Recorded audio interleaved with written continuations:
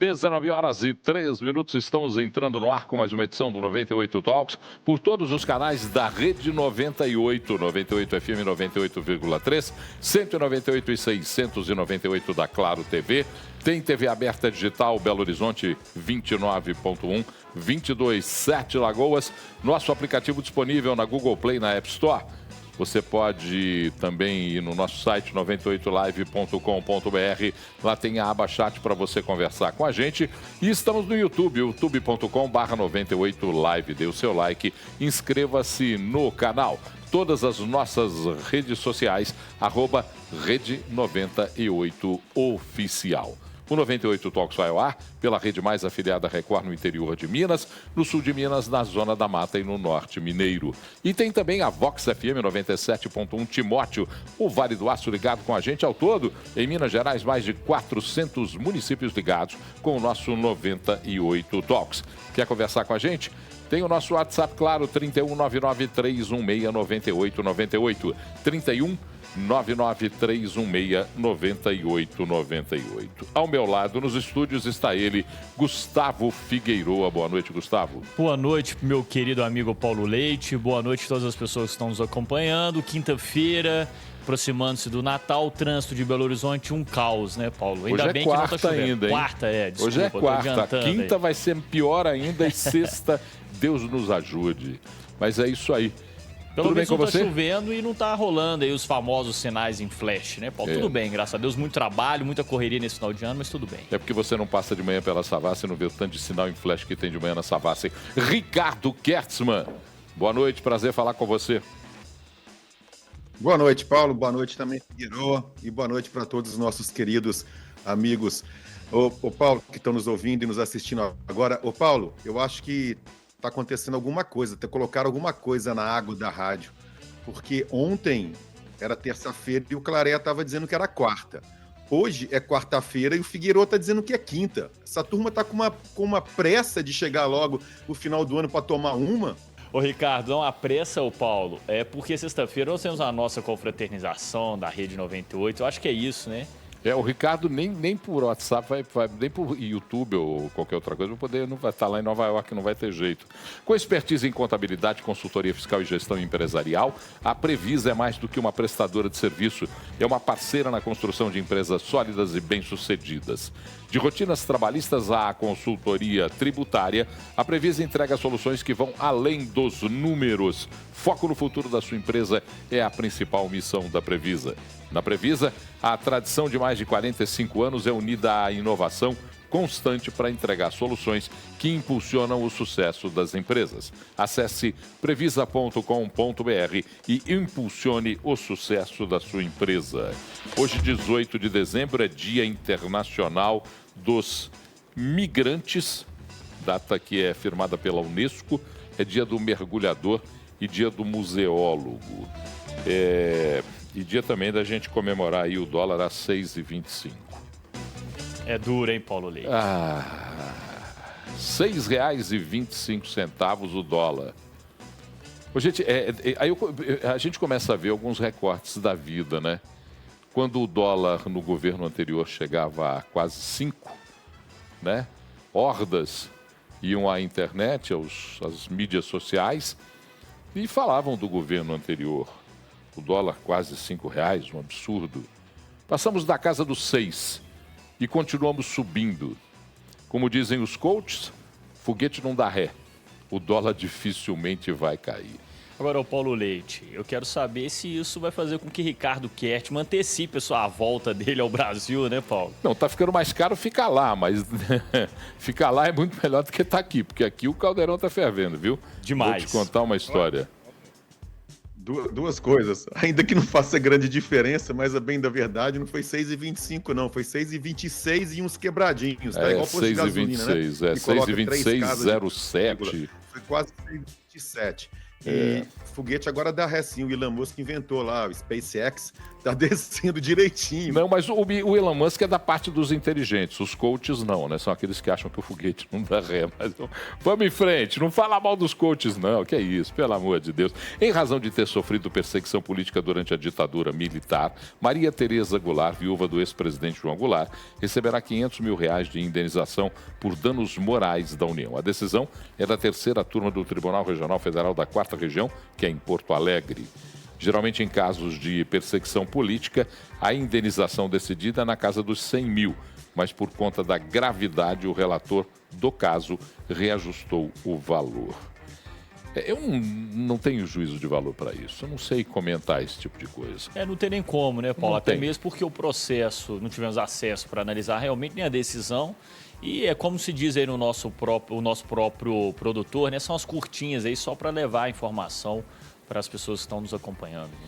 Mas tem curtinha que a gente tem que comentar, viu? Bora lá. O novo presidente dos Estados Unidos, Donald Trump, reclamou das tarifas impostas pelo Brasil e prometeu aplicar taxas semelhantes quando assumir a Casa Branca em janeiro de 25. A ameaça do senador republicano aconteceu durante uma coletiva de imprensa. Ele disse, abre aspas, para Trump: a Índia taxa muito, o Brasil nos taxa muito. Se eles querem nos taxar, tudo bem, mas vamos taxá-los da mesma forma.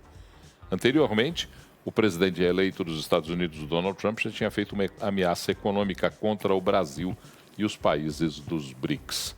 Briga ruim, hein? Briga ruim, né, Paulo? Mas o que eu fico mais chateado de quando vejo uma notícia dessa é que levam para o campo ideológico uma discussão do ponto de vista econômico, né, Paulo? E aí eu faço uma pergunta. Você acha que se fosse o presidente da República, o ex-presidente Jair Bolsonaro, ele estaria dando essa declaração, o presidente Donald Trump? Acredito que não, né, Paulo? O que você acha disso, da declaração de Donald, o amarelo, o laranja Trump? Diga lá. Bom, eu acho que é o jeito dele administrar, é a maneira que ele pensa. O eleitorado, o cidadão americano escolheu um presidente que coloca, entre aspas, a defesa do seu país em primeiro lugar, independentemente das questões adjacentes a isso. Se você olhar sob o aspecto amplo, político e até mesmo econômico, não é só o valor de importação e exportação, o valor de tarifas alfandegárias que tem relevância numa transação comercial entre dois países, numa relação bilateral entre dois países. Mas essa é a pegada do Trump. E, como eu disse, se o cidadão americano o escolheu para presidente, ele está sendo coerente com o que ele diz com o que ele faz. Agora, ontem, ele aprontou mais uma das deles, eu não sei se foi ontem ou se foi hoje, ele num encontro com o Trudeau, com Justin Trudeau, né, que é o primeiro-ministro do Canadá, ele chamou o Canadá de 51º estado americano e chamou o Trudeau de governador. São provocações, né? São provocações próprias dele. O Trump a gente conhece, a personalidade de Donald Trump é desnecessário comentar a personalidade de Donald Trump. Não se surpreenda com nada que ele faz, porque é exatamente isso que ele pensa e é desse jeito que ele age. Tem um ponto, né, Paulo, que o Ricardo falou que é verdade mesmo, né? Ele foi eleito pelos americanos e, inclusive, do último mandato dele, ele realmente fez um governo para os americanos, né? E eu acho que é exatamente isso que fez ele ser reeleito, né? O dólar fechou em forte alta, bateu mais um valor recorde em cotação, R$ 6,26. Mas a cegueira política do governo continua tentando gerar pressões e falando coisas que tendem ou tentam influenciar a opinião pública no sentido de perceber de maneira irreal a alta do dólar. O ministro da SECOM, Secretaria de Comunicação Social do Governo, Paulo Pimenta, nos brindou com uma pérola. Então vamos ouvir o ministro Paulo Pimenta. A indústria das fake news está trabalhando mais uma vez contra o Brasil e nós precisamos agir. É muito grave o que os especuladores criminosos fizeram contra o Brasil. No dia de ontem, postagens foram feitas nas redes sociais atribuindo de forma falsa ao futuro presidente do Banco Central, Gabriel Galípolo, frases que ele nunca disse. E estas frases passaram a ser repercutidas por operadores do mercado financeiro, gerando uma enorme especulação. E através da desinformação, eles obtiveram o resultado que queriam. O dólar chegou a 6,20. É evidente que muita gente ganhou milhões de reais com esta operação criminosa. Quando a gente diz que as redes sociais precisam ser reguladas, a gente está falando em proteger a saúde, em proteger o meio ambiente, em proteger as pessoas, mas também proteger o país contra crimes como esses que foram praticados ontem. Com música de terror e tudo mais. Diga lá, Figueiredo. Paulo, eu não consigo ter palavras para dizer essa arquitetura do ponto de vista linguístico que o secretário de comunicação do governo construiu para linkar o aumento do dólar com a questão que envolve a regulação das redes sociais. Na minha opinião, é de uma falta de cuidado, inclusive pelo cargo que ele ocupa, com a própria sociedade brasileira. É uma falta de responsabilidade, uma postura que realmente uma pessoa como ele teve nesse vídeo. Então, sim, sinceramente, Paulo, acho que comentar algo do ponto de vista de uma conduta como essa é realmente uma perda de tempo, na minha opinião, sabe? Vamos trocar o microfone do Gustavo, por favor, que está dando problema, e ouvir o Kertzmann, Ricardo Kertzmann. O que você achou da pérola cometida por Paulo Pimenta, o ministro da Secretaria de Comunicação Social? Deixa eu pedir licença, Paulo, para poder contextualizar tudo isso, porque tem um pano de fundo aí que é importante a gente trazer para o nosso teleweb, amigo e amiga ouvinte, para entender bem como que a coisa se deu. No domingo, o presidente Lula deu uma entrevista exclusiva para o Fantástico. E dentre várias mentiras, né, dizendo que, por exemplo, que ele nunca teve direito à defesa nas ações a que ele respondeu, o que é uma mentira, todo mundo sabe.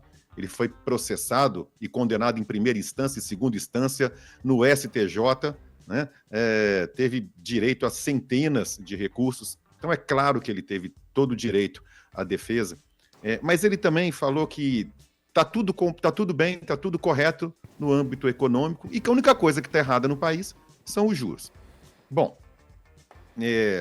vem o secretário, né, das comunicações, aí, o Paulo Pimenta, o todo-poderoso Paulo Pimenta, e sabe-se lá de que forma, milagrosamente, uma jornalista de uma emissora do mesmo grupo da Globo, do Fantástico, ela vai e coloca no ar um tweet de uma página que já nem existe, foi removida, que tinha 3.000 seguidores, você imagina que página influente, em que essa página coloca uma fake news a respeito de declarações do Galípolo.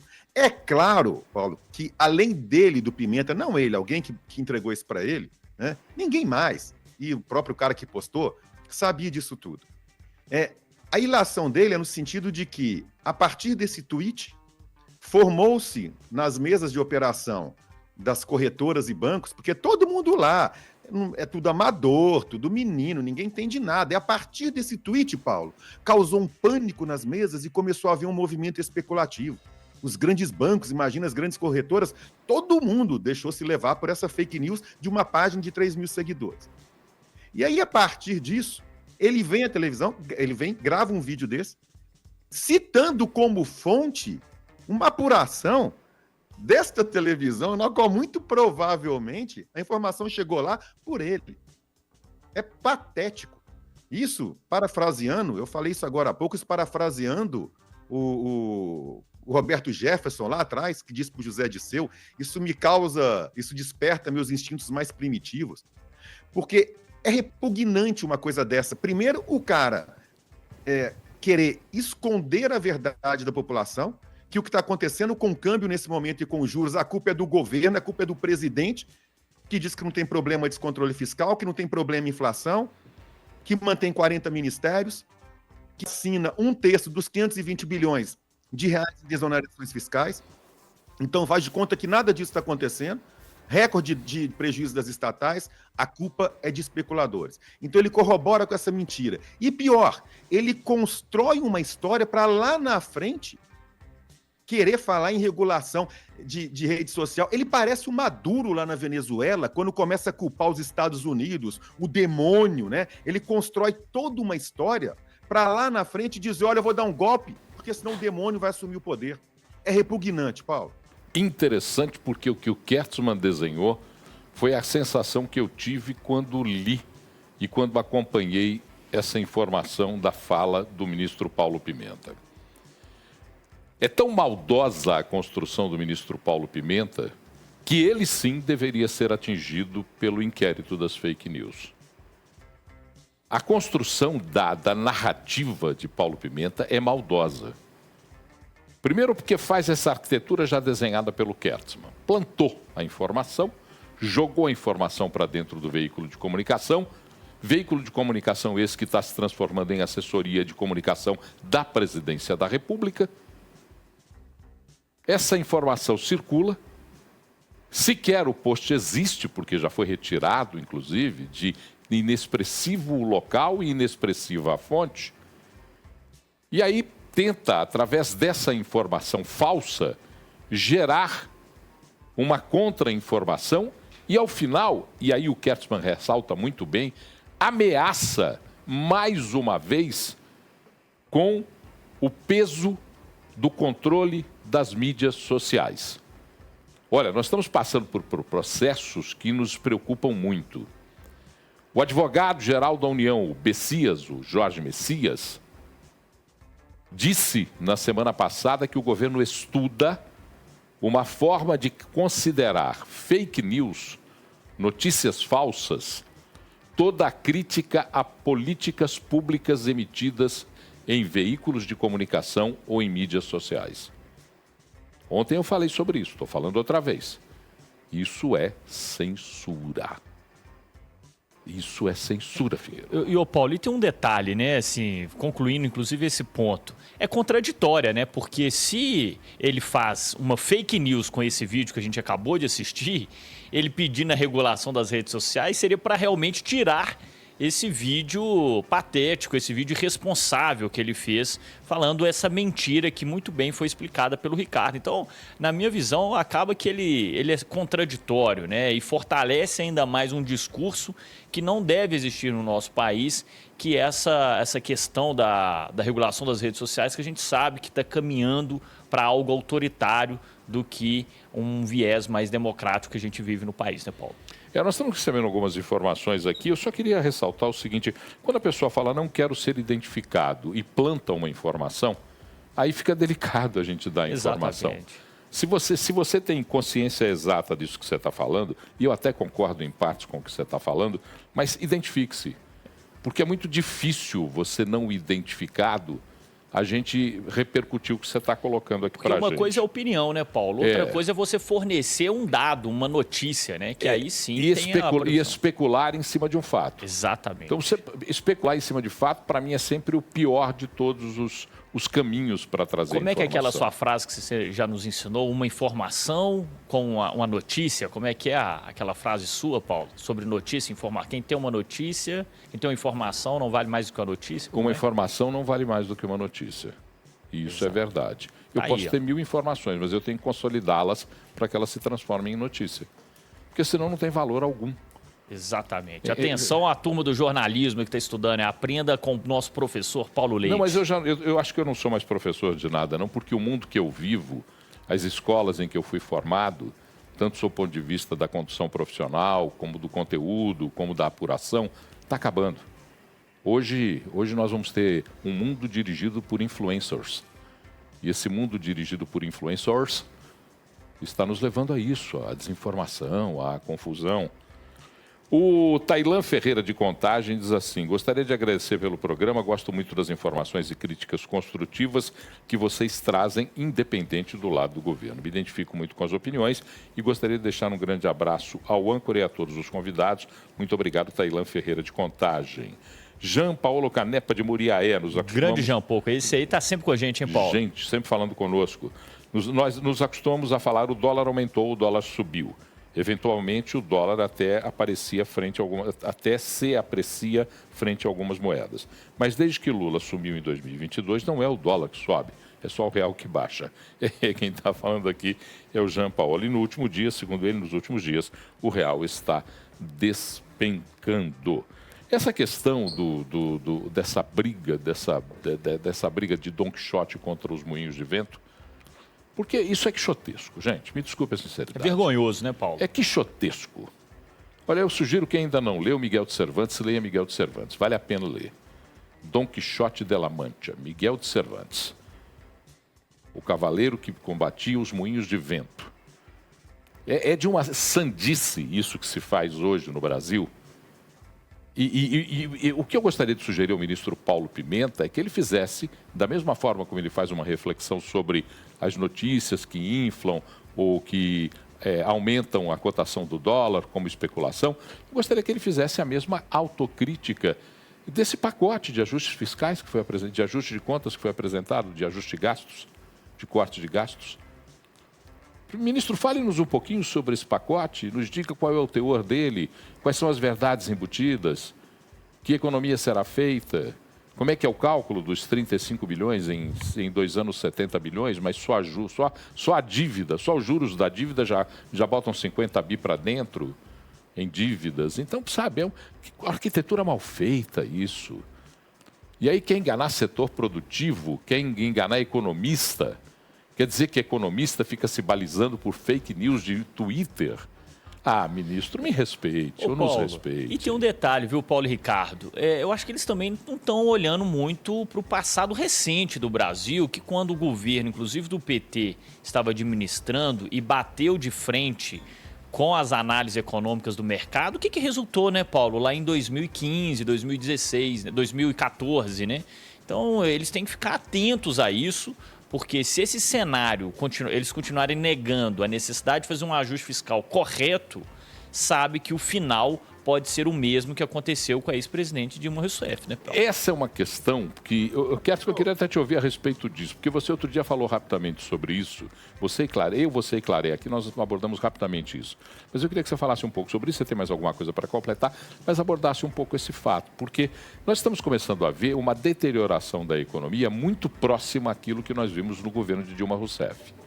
Muito próxima. Uma deterioração da economia, os processos econômicos geridos pelo governo se afastando da realidade econômica do país, que foi o que aconteceu no governo de Dilma Rousseff.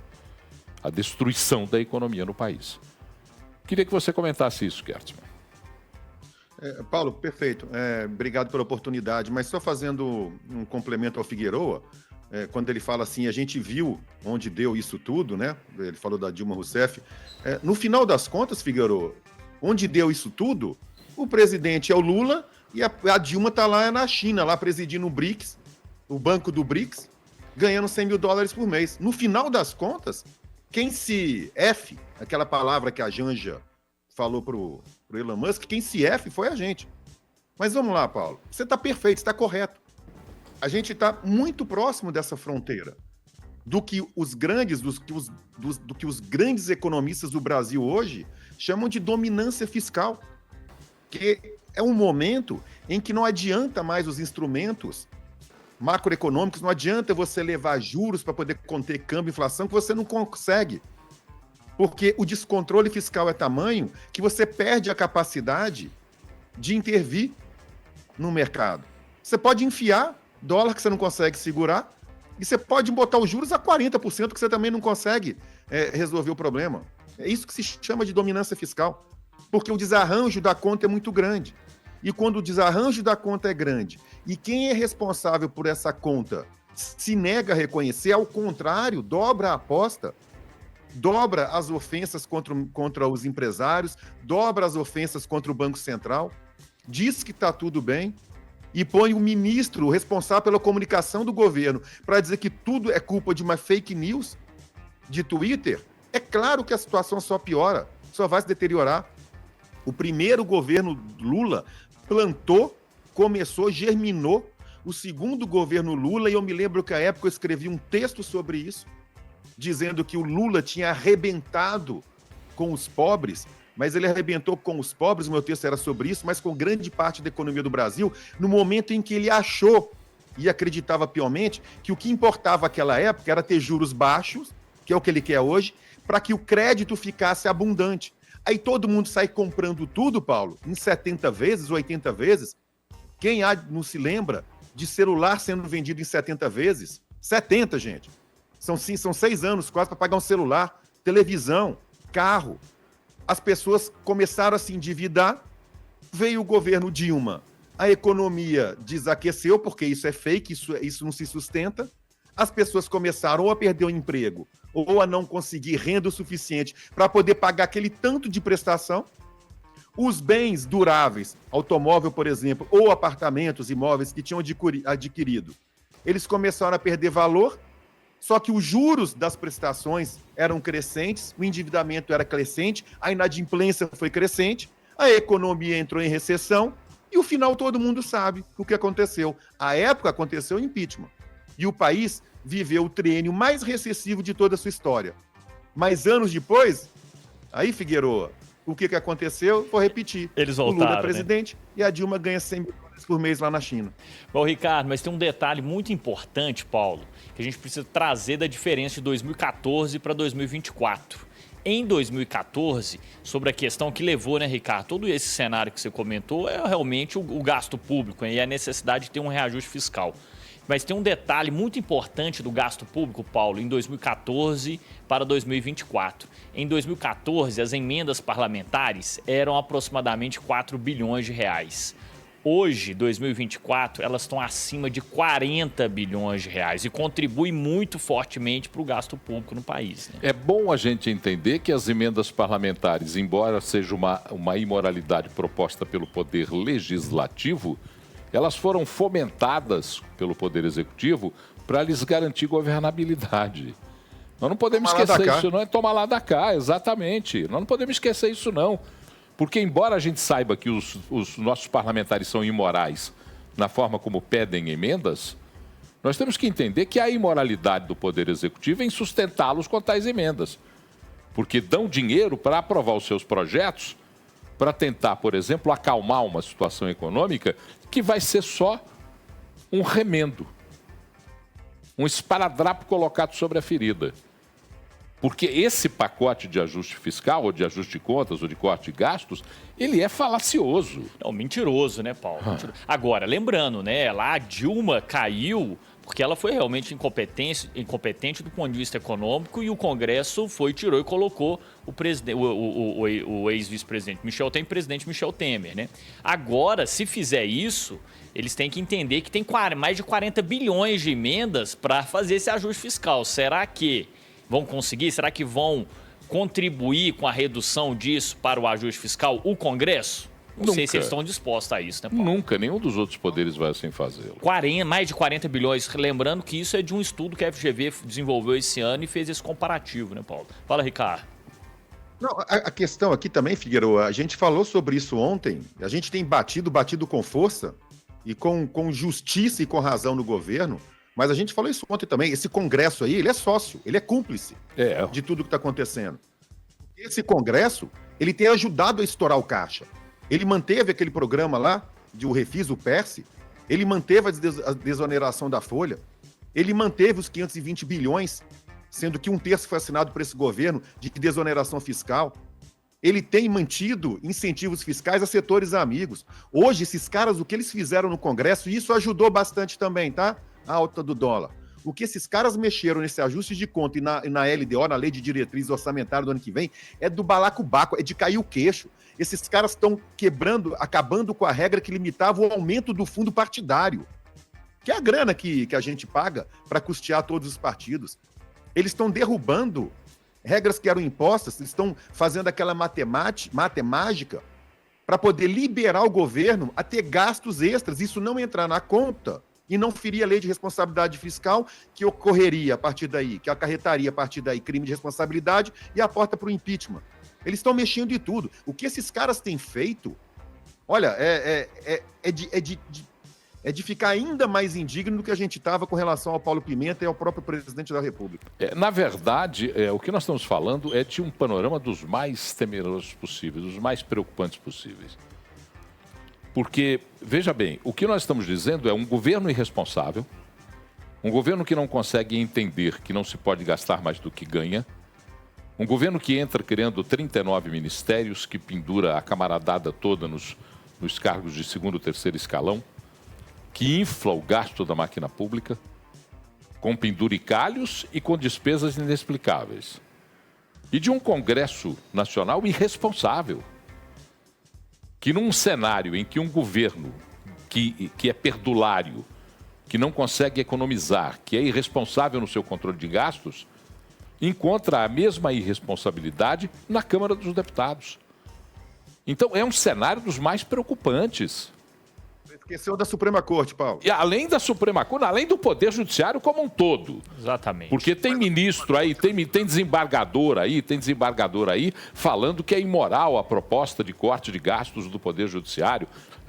São regalias que tem que acabar.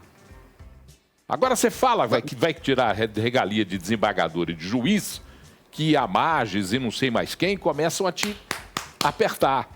Aí é cartinha para emissora, é carta que circula entre os juízes com seu nomezinho lá e com o seu CPF. É o lobby deles no Congresso, né, Paulo? Deles no Congresso. Com ameaças de decisões. Porque diga. Não, mas não é só nos gastos, não. Eu estou falando que você tem uma Suprema Corte, que você tem um ministro, e notadamente o seu Flávio Dino, que agora deu para, inclusive, escrever regra de liberação de emenda parlamentar. Mais essa. E somando a tudo isso, Paulo... de tirar da conta do governo, por exemplo, todo o dinheiro que o governo gastou no combate à queimada, aí ele vai e diz o seguinte, não, esse dinheiro aí não precisa entrar na conta, não. Como se isso resolvesse o problema, sabe? Ah, não entra na conta do governo, mas o dinheiro saiu, carambola. E se o dinheiro saiu e não tem caixa para repor, você tem que pegar emprestado. Se você pega muito dinheiro emprestado, você não consegue pagar. Se você não consegue pagar, para te emprestar dinheiro, as pessoas querem mais, querem juros mais altos. Se os juros são mais altos, enfim... Cara, é um conluio, Paulo, é um conluio entre o executivo, o legislativo e o judiciário na esfera federal. Essa é a principal questão. Vamos para o intervalo, a gente volta rapidinho. Intervalo, já a gente está de volta para o segundo bloco. 19h39. A limpeza deve ser prioridade em todas as empresas, lojas, academias, hospitais, indústrias, salões de beleza. Por quê? Porque a limpeza transmite confiança, profissionalismo e cuidado. Por isso, invista numa higienização que é personalizada e é de alta performance. E é claro que eu estou falando da Distribuir Higiene. Um portfólio completo, mais de 1.500 produtos, consultoria técnica, treinamento especializado, tem mais, viu? Pagamento facilitado, entrega em até 72 horas. Basta acessar distribuirhigiene.com.br. A Distribuir também está nas redes sociais, no Instagram, no Facebook e no LinkedIn. Lá em cima, no controle de vídeo, está ele, Teofir Júnior. A supervisão de imagens é de Rafael Ribeiro, ao lado de Teofir, o nosso produtor jornalista Eric Funes. Ao meu lado, o operador de áudio deste programa, Gilvan Gandra, o Talibã. Lucas Rage é quem coordena o jornalismo da Rede 98 e todas as equipes técnicas de jornalismo da Rede 98 e da Rede Mais nos ajudam nesse 98 Talks. Vamos ler o que dizem aqui os nossos teleweb amigos ouvintes, como diz João Henrique do Vale. Vamos lá falar do que falam esses senhores aqui. Isso é muito bom, né, Paulo? Vê se tem alguma coisa do Sul de Minas. Não tem mandado mais mensagem, né, Paulo? Hoje não. Vamos ver como é que está aqui. O Vitor Silva, o Brasil se tornou um país onde nem fatos nem provas são suficientes para responsabilizar os políticos. A mentira vale ouro porque é a melhor maneira de ser reeleito. A análise do Vitor Silva. O Lindbergh diz... o Lindbergh é do bairro Serra. Ele diz: falar ao Lula e, por consequência, à equipe econômica do governo sobre política cambial é como dar remédio para mortos. Parabéns ao Talks pelo melhor jornalismo do país. Muito obrigado. O Gilmar de Contagem diz: há poucos meses atrás nós comemorávamos os 30 anos do Plano Real e o PT está se encarregando de destruir a moeda. Hernani Ramos, de BH, diz: Paulo, se o mundo for pautado por influencers, eu vou me enfiar no mato e sumir. Eu também, estou na sua opinião. Mas é porque outro dia estava se discutindo isso, a importância dos influencers, né? Substituindo a comunidade. Eu não gosto nem de falar sobre isso, que me dá uns arrepios aqui, eu fico quietinho, não tem jeito não. O Gleidson diz aqui, ó, boa noite, Ricardo, Paulo e Figueiredo. Sou motorista de aplicativo e ganhei de ganhar uma estrelinha só por culpa de vocês. Pediram para abaixar o rádio aqui, mas eu ignorei. Abaixa o rádio não, senão você tem que dar audiência para a gente. Faz isso não, por favor. Se a pessoa discordar da gente, fala para ela que é salutar discordar. Quando se discorda com respeito, quando se discorda com opinião, quando se discorda com conteúdo, a gente tem que prestar atenção. Não dá para ficar criando narrativas para discordar dos outros. E nós estamos falando sobre emendas, Figueiredo, Ricardo e ouvintes e espectadores, mas veja que coisa bela aqui, ó. A Secretaria de Assuntos Jurídicos da Presidência da República autorizou o pagamento de 4 bilhões e 200 milhões de reais em emendas parlamentares de comissão, nesse caminho para obter o apoio dos congressistas para aprovar projetos prioritários no final do ano. 180 milhões referentes a novas indicações. 73 milhões, ou seja, 40% desse total, irão para Alagoas, o estado do presidente da Câmara, Arthur Lira.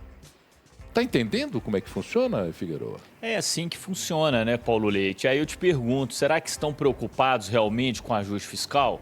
Os números aí do estudo da FGV, que a gente falou antes do intervalo, evidenciam exatamente isso, né? A gente sabe que o problema do ajuste fiscal é do Executivo, é do governo federal, mas o Legislativo tem uma parcela grande nessa culpa. A partir do momento onde a gente vê que em 2014 eram 3 bilhões de reais e agora passa a ser 40 bilhões de reais, mais de 40 bilhões de reais em 2024, a gente coloca realmente o Poder Legislativo como também um dos responsáveis para que esse ajuste fiscal seja realizado de forma correta e aí a gente possa ganhar, né, avançar nas políticas econômicas. A gente sabe que isso não vai acontecer, né? O Ricardo, antes do intervalo, falou de forma muito clara sobre isso. E agora é tentar desenhar, né, Paulo Leite, as consequências para 2025. A gente estava aqui no intervalo conversando com o nosso querido Domênico, e aí eu falei com ele, aperte-se os cintos para 2025, pois não vai ser um ano fácil. Não será um ano fácil. Então, se você está aí administrando as suas finanças pessoais ou da sua empresa, já comece a prestar muita atenção nos prognósticos para 2025. Kertzmann, você estava querendo falar alguma coisa sobre as emendas? Você faz parte desse grupo de privilegiados, Kertzmann? Alguma emenda foi destinada a Nova York e você está fazendo uso da mesma? Não, emenda não foi destinada não, mas na reforma tributária eles estão querendo, né, espetar na conta de empresas, e eu sou empresário, né, mais tributos. Ô Paulo, aquilo que eu falei no bloco anterior sobre um conluio entre executivo, legislativo e judiciário, a prova, olha a digital do conluio aí. O Flávio Dino até agora se meteu nessa liberação aí? Não, porque ele está dançando a dança do casamento, a dança do acasalamento. Aquela coisa horrorosa. Mas, exatamente, né? A gente sabe que o STF com o Executivo estão trabalhando em conjunto, né, Paulo? Olha, só para... Bota imagens da Câmara agora. Nós temos imagens da Câmara agora. Tem só um minutinho, Kertzmann, só para a gente colocar as imagens agora do plenário da Câmara. A TV Câmara é quem transmite o plenário da Câmara. E a liderança do governo da Casa apresentou uma proposta para derrubar a volta do seguro obrigatório de veículos terrestres, o DPVAT. A medida foi aprovada pelos deputados, portanto, está aí. A derrubada do DPVAT, que é aquela imoralidade também que é seguro, aquela fonte de desvio de dinheiro chamada DPVAT, que tem aí no jornalista Boris Feldman, um dos principais denunciantes da maracutaia do DPVAT. E agora foi concluída a votação da primeira proposta do corte de gastos, viu? Então, o dinheiro das emendas provavelmente fez algum efeito aí nessa confusão, porque a primeira proposta já foi concluída. Agora, Paulo, até onde vamos chegar com isso, né? E é uma questão que a gente precisa debater e refletir exatamente sobre isso, porque fica o Legislativo pressionando o Executivo libera as emendas, e aí a questão do ajuste fiscal nunca se vai chegar numa equação que seja a adequada para que o país volte a crescer. Até onde? Qual que será o limite disso, Paulo Leite? O que você acredita? Você e Ricardo Kertzmann, o que vocês acreditam? Onde será o final ou o limite dessa discussão sobre os gastos públicos referentes às emendas parlamentares? Kertzmann, eu vou devolver a pergunta para você.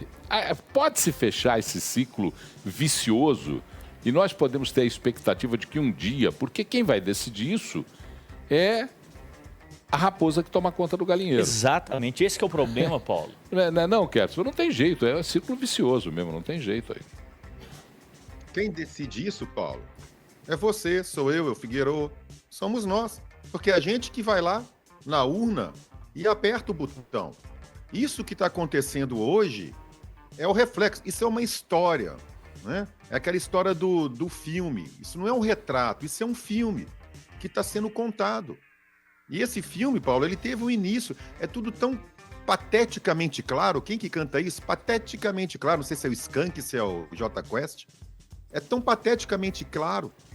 E aí o Figueiredo está querendo saber até onde vai, Figueiredo?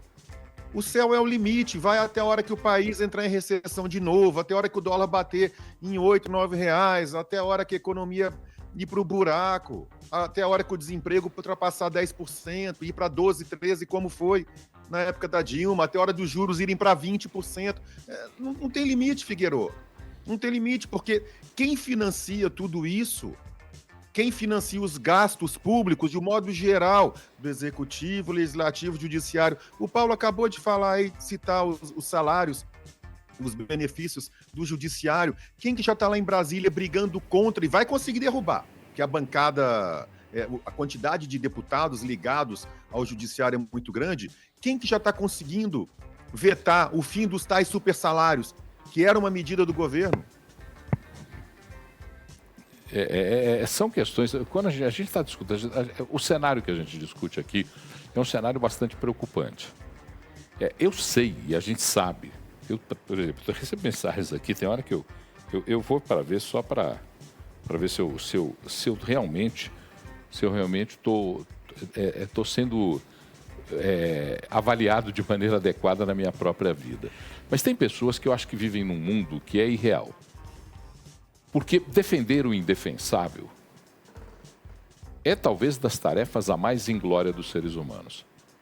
Você defender a política econômica que esse governo pratica, ou você está blindado por uma cegueira ideológica, ou você está se beneficiando com isso. Exatamente, Paulo. Em dólar, Paulo. Como é que é? Então está vendido em dólar. Ou está vendido em dólar, exatamente. Ou então a sua remuneração reserva de dólar grande, né? A sua remuneração é em dólar. Porque não tem jeito. Eu acho, Paulo, que assim, o país vai entrar numa recessão, como muito bem disse o Ricardo, e aí aqueles setores produtivos que estão lá em Brasília, que têm um lobby forte, que vão se tornar prejudicados claramente com essa recessão que o país vai entrar no próximo ano, eles vão fazer a pressão e aí vão ter que chegar em algum acordo do ajuste fiscal. Não vai ter o centro da discussão, vai voltar para o mercado, mas vai voltar para aquele mercado que tem acesso, não é o mercado como um todo, aquele mercado que tem acesso ao lobby lá em Brasília, que é aquele capitalismo de compadrio que a gente já discutiu, já falou tantas vezes aqui no Talks, né, Paulo? E que não representa a sensibilidade ou o exatamente, do desenvolvimento econômico. Fala, Ricardo. Tá errado, Figueiredo. A recessão talvez não venha no ano que vem, não deve vir ano que vem, mas muito provavelmente nesse risco, nesse ritmo, vai vir em 2026 e vai explodir em 2027, não tem outra, infelizmente, se o rumo não for alterado. Mas sabe por que eu disse que está errado?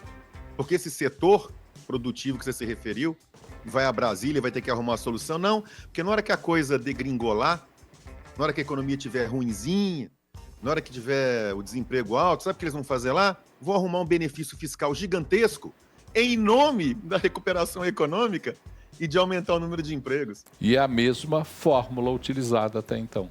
Há muitos anos, né, Paulo? Há muitos anos. Sabe, e isso dá eu não sei, mas vai me dando uma desesperança tão profunda. Eu não gostaria de ser desesperançoso e nem acho que a gente aqui no veículo de comunicação pode ser porta-voz da desesperança. Mas tudo que mostra, por exemplo, o Kertzmann diz assim, em 2025 dificilmente nós teremos recessão. Há economistas que apontam a recessão chegando no segundo semestre, exatamente, no segundo semestre de 2025. Exatamente. Há economistas que já falam nesse cenário. A partir do segundo semestre de 2025, uma recessão profunda já se desenhando. E 2026, então, será o ano do desespero. Para que isso não aconteça, terá que ser feito um ajuste fiscal verdadeiro.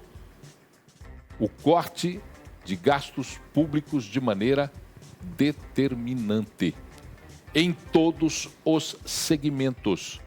Ajuste-se com o cobertor curto. Porque o cobertor vai ficar cada vez mais curto.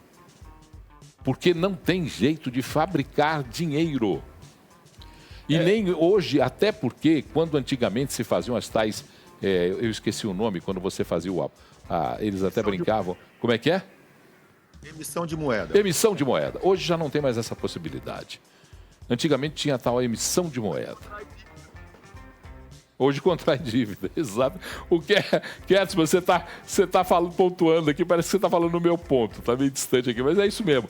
Hoje não tem emissão de moeda, mas se contrai dívidas. Nós temos que ir embora, mas eu vou lembrar aqui, porque o Johnny Cruz, que é do Comitê Gestor de Internet no Brasil, diz assim, olha, as associações do setor de telecomunicações e órgãos que cuidam da internet no Brasil, como o Comitê Gestor da Internet, são totalmente contrários à regulação das redes.